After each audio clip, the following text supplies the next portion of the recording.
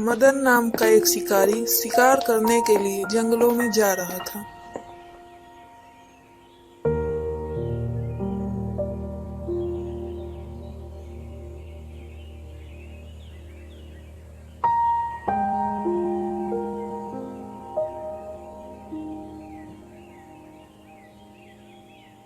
हाय, क्या करूं। आजकल तो अब मेरे हाथों कोई शिकार भी नहीं लग रहा है। धीरे धीरे मैं तो अब और ही गरीब होता जा रहा हूं। क्या करूं, मेरे पास इसके अलावा और कोई रास्ता भी तो नहीं है। मदन को शिकार न मिलने की वजह से वह बहुत उदास हो जाता है और फिर वह खाली हाथ घर लौट आता है। अजी आ गए आप, कैसा रहा जी आज का दिन? पूछो ही मत भाग्यवान, आज का दिन बहुत खराब रहा। भाग्यवान, आज तो एक भी शिकार हाथ नहीं लगा। हे भगवान, पता नहीं क्यों अब कुछ दिनों से यही हो रहा है। अजी अगर ऐसा ही चलता रहा तो पैसे कहाँ से आएंगे? हम लोग तो खाने को भी तरस जाएंगे। भाग्यवान, बात तो सही है, लेकिन कोशिश करने के अलावा हम और कर ही क्या सकते हैं। हमारे पास इसके अलावा और कोई रास्ता भी तो नहीं है। भाग्यवान, तुम बिल्कुल भी चिंता मत करो, भगवान के ऊपर भरोसा रखो, सब ठीक हो जाएगा एक दिन।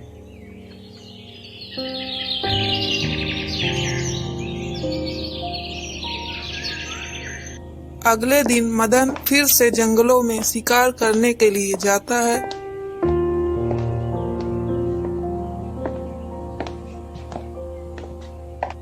तभी उसे रास्ते में एक बंदर मिलता है। अरे, ये बंदर कहाँ से आ गया? मैं तो पंछियों का शिकार करता हूँ, इस बंदर का क्या करूँगा।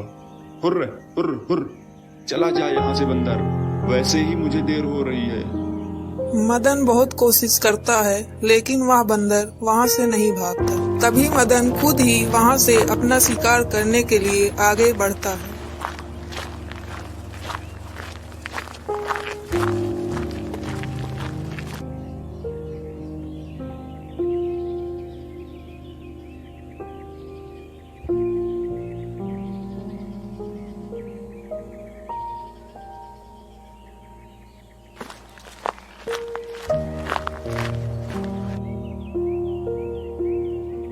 चलो भला आज तो कोई शिकार हाथ में आया।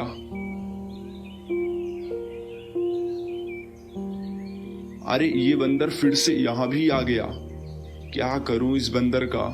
हुर्र हुर्र हुर्र, चला जा यहाँ से बंदर, क्यों मुझे परेशान कर रहा है। मदन के लाख कोशिश करने के बाद भी वह बंदर वहाँ से नहीं भागता।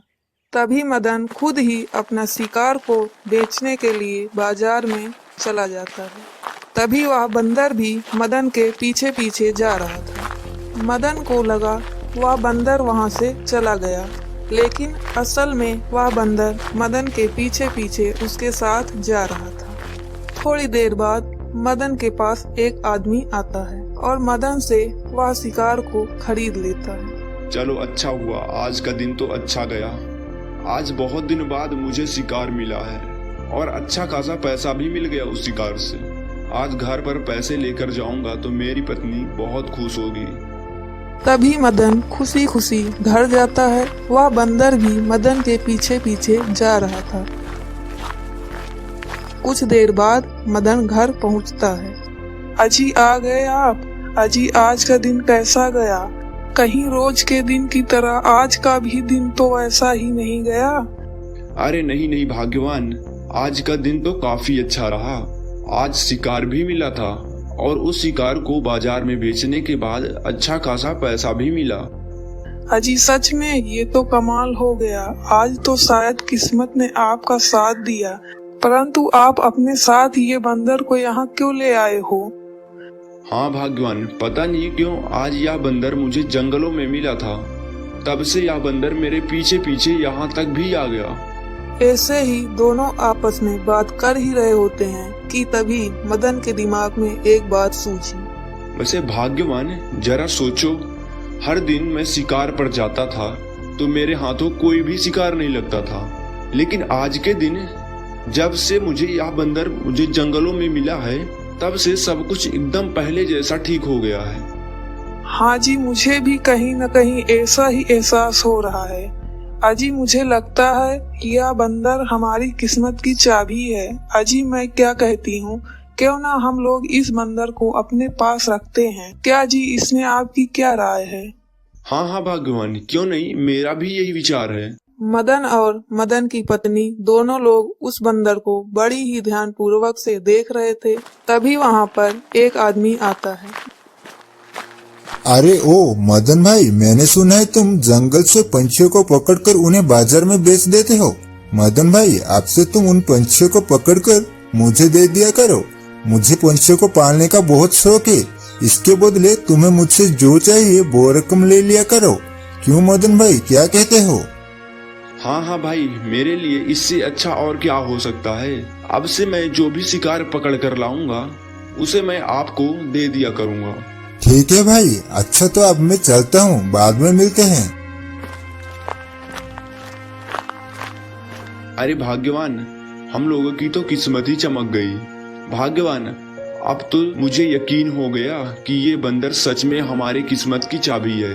अब तो मुझे शिकार को भी बाजार में बेचने के लिए इधर उधर भटकना नहीं पड़ेगा।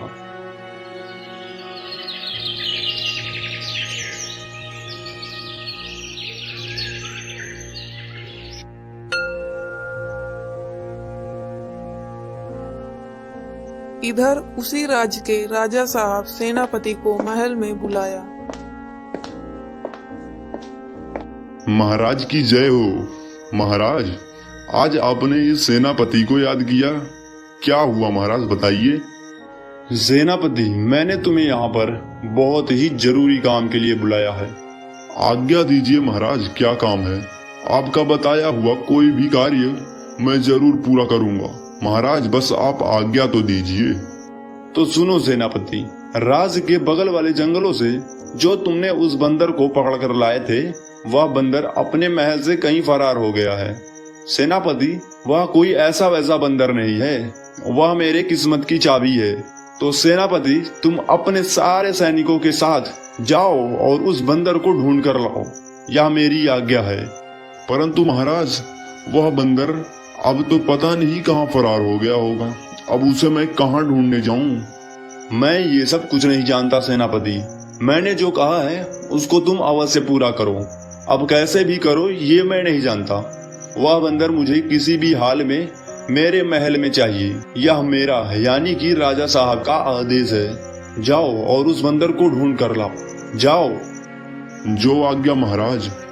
सेनापति और उनके सैनिक बंदर को ढूंढने के लिए अलग अलग इलाके में चले जाते हैं।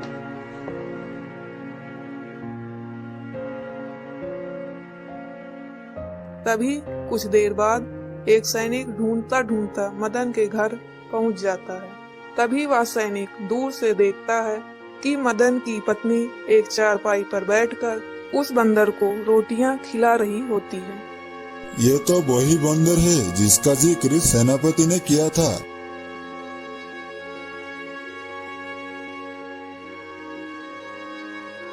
सेनापति जी, मुझे वो बंदर मिल गया है। क्या तुम सच कह रहे हो? कहाँ है वो बंदर, जल्दी बताओ। जी, अपने राज्य के बगल वाले जंगल के पास एक गांव में एक शिकारी का घर है। उसी के यहाँ मैंने देखा था। उस शिकारी की पत्नी उस बंदर को रोटियां खिला रही थी। अच्छा, तो ये बात है। तो चलो हम लोग अभी ही चलते हैं उस शिकार के यहाँ। आखिर मैं भी तो देखूं किसकी इतनी हिम्मत कि वो राजा साहब के महल के एक बंदर को पाल रखा है। सेनापति और उनके सभी सैनिक साथ में मदन के घर की तरफ निकल पड़ते हैं। सेनापति कुछ देर बाद मदन के घर पहुंचते हैं। क्यों शिकारी, मैंने सुना है तूने किसी बंदर को पाल रखा है। आए? जी हाँ, मैंने ही एक बंदर को पाल रखा है। क्यों, तुमसे इससे क्या करना है?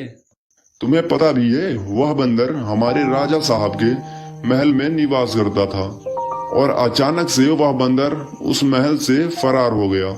और अब राजा साहब की यह आज्ञा है कि वह बंदर को पकड़कर महल में पेश किया जाए और मैं बस वही बंदर को लेने आया हूँ।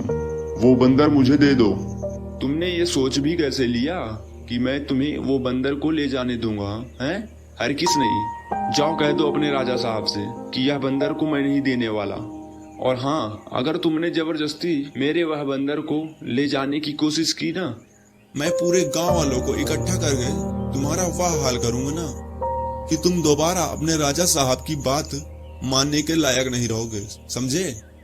देखो, मेरा इरादा यह नहीं है कि मैं तुम्हें डरा धमका कर वह बंदर को ले जाऊं, बल्कि मैं तो राजा साहब की आज्ञा का पालन कर रहा हूं। इसलिए सीधे सीधे बोलता हूं, उस बंदर को दे दो, वरना राजा साहब को तुम अभी जानते नहीं हो। मैंने बोला ना कि यह बंदर मैं तुम्हें नहीं देने वाला। अब जाओ भी, नहीं तो बुलाऊं क्या इन गांव वालों को? सेनापति समझ गए थे कि अभी यहाँ जबरदस्ती करना खुद पर भारी पड़ सकता है। इसीलिए सेनापति वहाँ से जाने का निर्णय लिया और वहाँ से वापस महल लौट जाते हैं।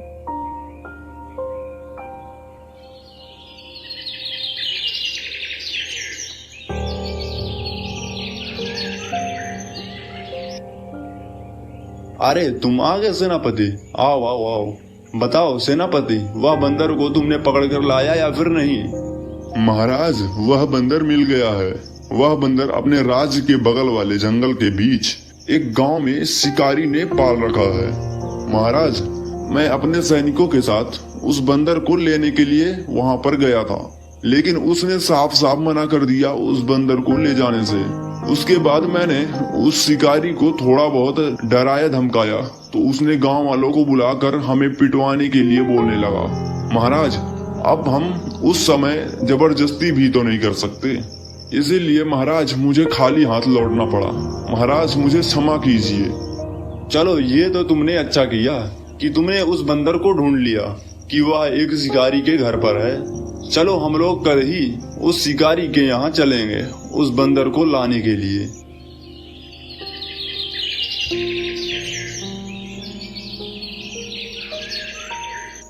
अगले दिन राजा साहब और सेनापति मदन के घर की ओर चल पड़े।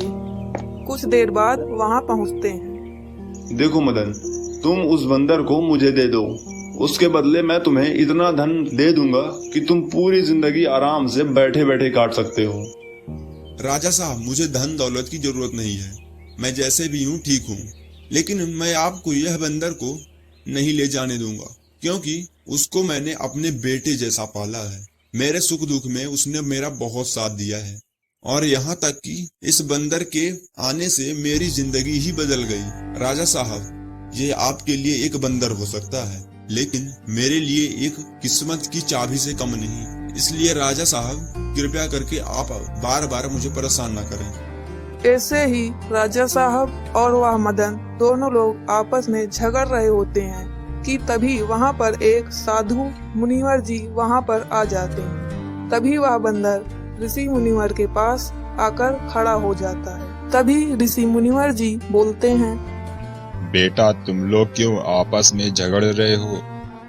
ऋषि मुनिवर जी, यह बंदर को मैंने पाल रखा था और एक दिन अचानक से यह बंदर मेरे महल से कहीं रास्ता भटक कर चला गया था और अब मैं इस बंदर को लेने आया हूँ।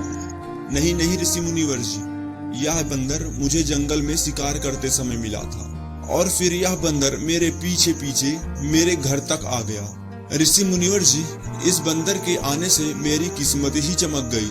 तभी से मैंने इसे अपने बेटे जैसा पाला है और अब राजा साहब इस बंदर को ले जाने के लिए आए हैं। दोनों लोगों की यह बात सुनकर ऋषि मुनिवर जी उन लोगों से कहते हैं, बेटा, तुम लोग इस बंदर के लिए लड़ो मत। यह बंदर मेरा है। एक दिन यह बंदर मेरी कुटी से अचानक से रास्ता भटक कर कहीं खो गया था और तब से मैं इसे ढूंढ रहा हूँ, लेकिन आज यह बंदर मुझे तुम लोगों की वजह से मिल ही गया।